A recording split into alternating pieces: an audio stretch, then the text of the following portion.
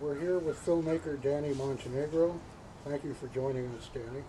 Thank you for having me. Okay, I have a question. You are a talented artist and animator, among other things, and interested in futuristic stuff. Now, Danny, I have a burning question. When are we all going to become cyborgs? When are we all going to become cyborgs? That's the question. Um, and if you have, I would say if you have any non-organic um, implement on your body, like if you have a piercing, a filling, a fake hip, um, and to a lesser degree, if you wear glasses, you're already extending your abilities as a human being using Interesting. artificial means. Okay, that's interesting. Most people think cyborgs are subdermal, like that it has to do with placing things underneath your skin. But that's going to be, I mean, that's a threshold that most people aren't comfortable with, and you can see people trying to test the boundaries already, trying to, uh, sexualize or, sensationalize the idea of, having this chip under your skin. Google Glass, though, was an attempt at making somebody a non-subdermal cyborg, Hmm. and we can see how that failed. Wow, you just said a mouthful, which makes it pretty obvious that somehow you've done some thinking about cyborgs. Now, how do they factor into your artwork? Cyborgs, I really love early works by H.R. Giger, who's a Swiss surrealist painter. He worked in the film Alien. He kind of nailed it back then, when he kind of like blurred the boundaries between organic and the artificial. Um, you know, Future visionaries like that, and like for instance Blade Runner, um, they took the idea of what a cyborg or an artificial organism or an android, and they made it more of an organic type of thing, so that the engineering happens on a nano or micro level. So they're actually doing genetic engineering to make people stronger, faster.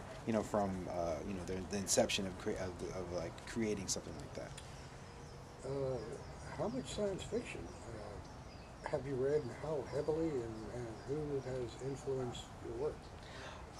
I read a lot of C.J. Cherry when I was younger. Heinlein, kind of you can't not read Heinlein. Frank Herbert, The Dune.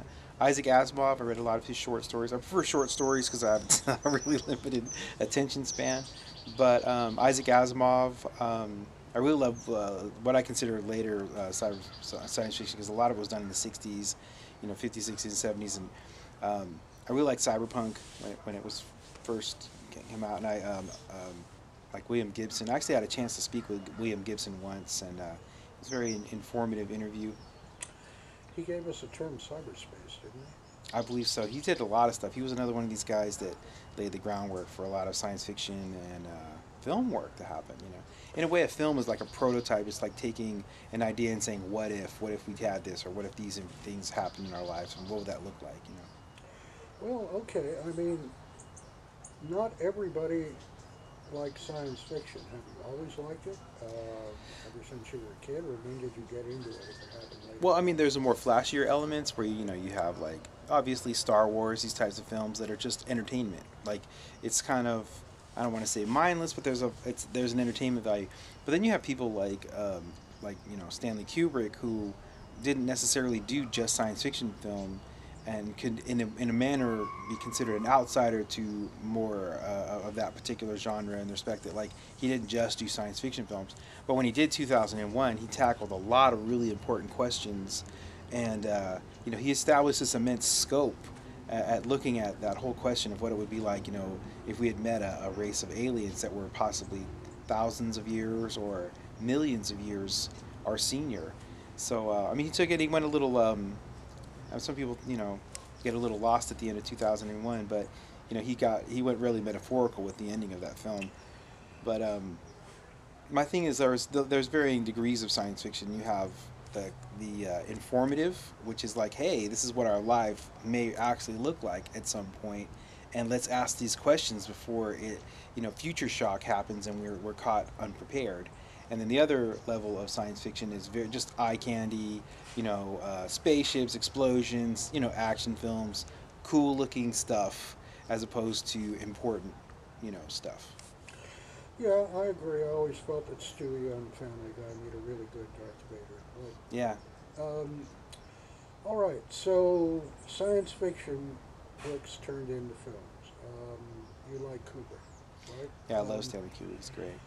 Okay. It's an understatement, actually. What are some of your other favorite book into film science fiction progressions? Well, again, it's not really. I mean, I like, I like projection. So, Blade Runner is a huge film to me. It's like just the idea that they took this future prototype, and a lot of stuff that they were talking about back then that was science fiction is now, you know, ironically enough, there's a section in that film that was there was an aspect of that film that didn't actually make it on into the film, but it was being developed, was the idea of the internet, and they were going to show that Deckard, the main character, was going to be uploading and talking to this network.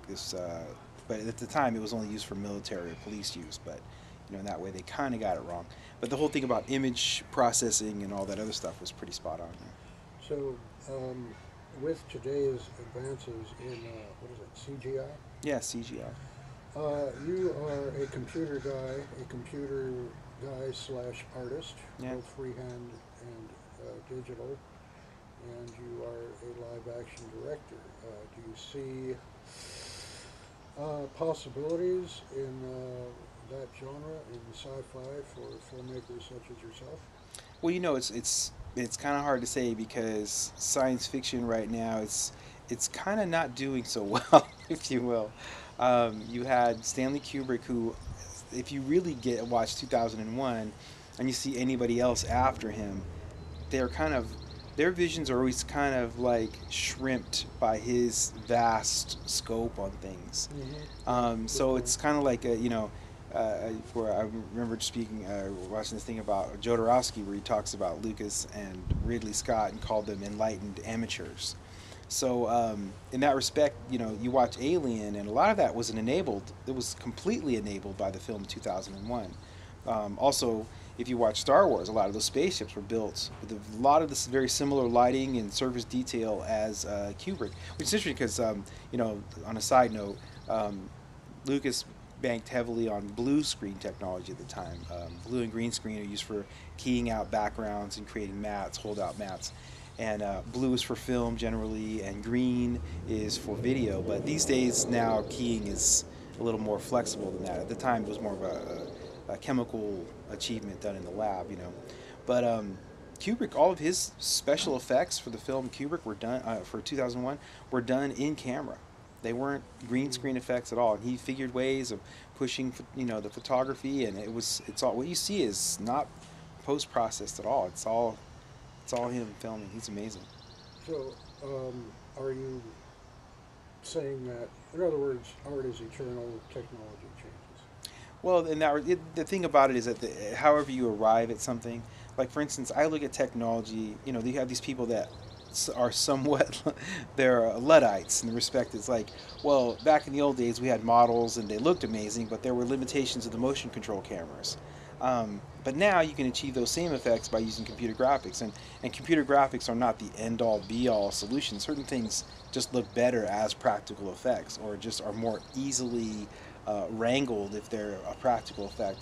But in other instances, like in areas of compositing and matte painting, if you didn't do them with computer graphics, you'd be kind of, at this point, it would be kind of, anachronistic in a way, Okay, let me blindside you right now because you keep on mentioning Kubrick, who I think is one of the best filmmakers who ever Yeah, lived. amazing. Give me two more of your favorite filmmakers, whether they're I really love Kurosawa because of the strange thing about Kurosawa is just the accessibility of his characters. I had read for many years about him, and people were talking about him, and they always talked him up, and not that he's not capable of doing what you would consider high drama or high art, but his work is like, it's, once I after reading all this stuff, it had built this whole like rep about him, like, oh, this guy Kurosawa, I gotta go check out some of his movies, and when I started watching his films, I was like, hey, these aren't like high, Hidden Fortress, Yojimbo, The Seventh Samurai. These aren't necessarily high art in the respect there is an art to it, and he's an amazing his work with compositions is just amazing, and the way they work together. Each one of his films reads really well. It's the screen grammar on there. He just has a great sense for it. It's not as it's not as how you say, like, you go watch a film like uh, Citizen Kane. Citizen Kane is so aware of itself as a film, and it's like, we're gonna push this and show you the whole entire encyclopedia of shots, and in that way we're gonna tend towards the more you know like, I wouldn't say necessarily academic view, but like the all-inclusive technical view of all of these achievements that we can accomplish. Whereas Kurosawa is not so, he's not so trying to impress you with his encyclopedic knowledge of shots as he is trying to use that to tell a good story. And in that way, that's how he's more compelling, I feel, that. Interesting, using a very interesting term, screen grammar. Yeah. So I'm going to simply insert a little teaser for our next interview. Danny Montenegro on a structural approach to screenwriting. So all you English lit majors, put down your pens, walk out of your class right now, put down your laptop, and show up to this. You want to catch this interview. Thank you, Danny Montenegro. Thank you for having me.